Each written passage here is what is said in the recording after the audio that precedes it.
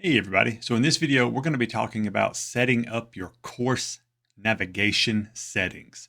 So here I am in my course. I just opened it, and this menu is the navigation that students will use when they're trying to navigate your course specifically. And there is a specific order we want these items to be in.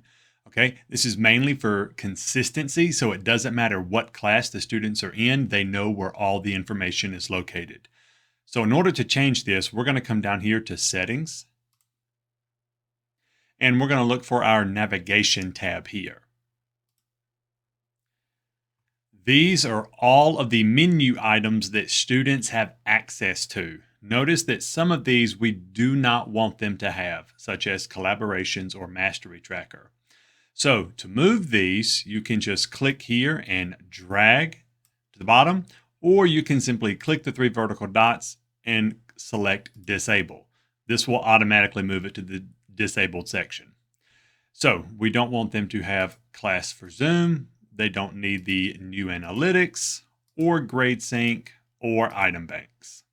Now, yours may be different. You may have different things, but just move everything that's not on our list. So we want home, modules, announcements, discussions, grades, and syllabus. So it looks like we are missing some. Okay, so within this list, I'm going to look for grades. Here it is. So it's in the disabled section. So I just click and I enable it. And you'll notice, there it is. Woo! All right, we're also looking for the modules. So here's modules, click that, enable. Boom, here we go. Now, we don't want just the same 6 here. We want them in order. So it should say home. Right after home should be modules. So I'm going to click this. I'm going to move it up underneath home.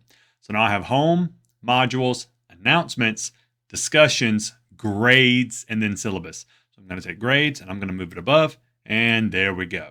So this is the way we want our navigation tab over here to look for all students. Now, you're not finished. You have to scroll down here to the bottom and click Save.